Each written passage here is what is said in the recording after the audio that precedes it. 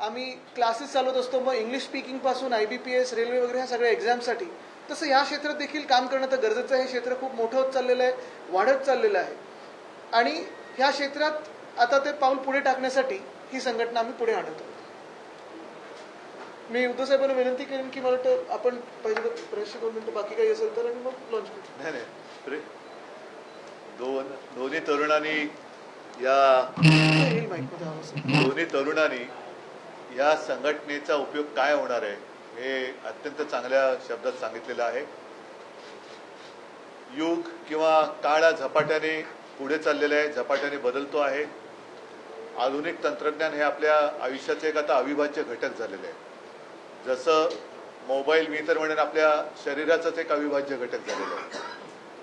हे नवीन तंत्रज्ञान विकसित होत असताना आपला उपयोग करून कोण घेत असेल ठीक आहे, कारण या तंत्रज्ञानाचा उपयोग सुद्धा सर्वसामान्यांना होतोय. पण त्या माध्यमातून कोणाची फसवणूक होत असेल तर ते मात्र सर्वथा अयोग्य आहे.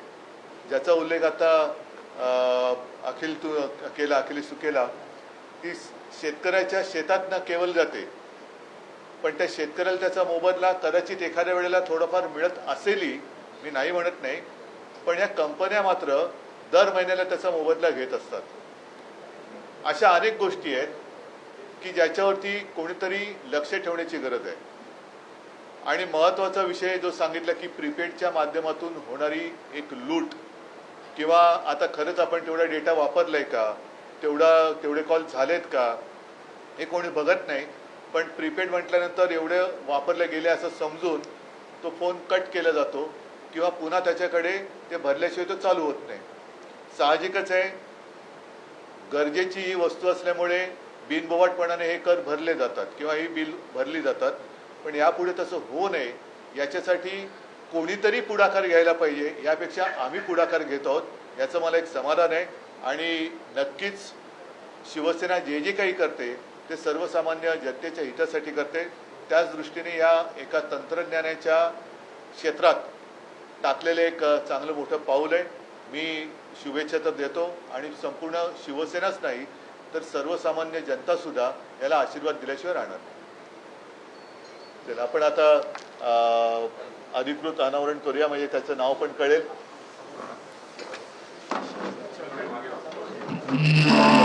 कुठे करायचं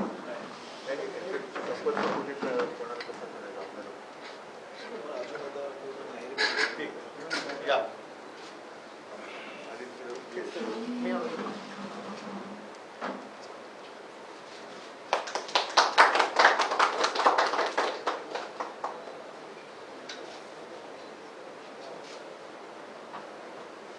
त्याचं नाव आहे अर्थातच शिवसंचार सेना.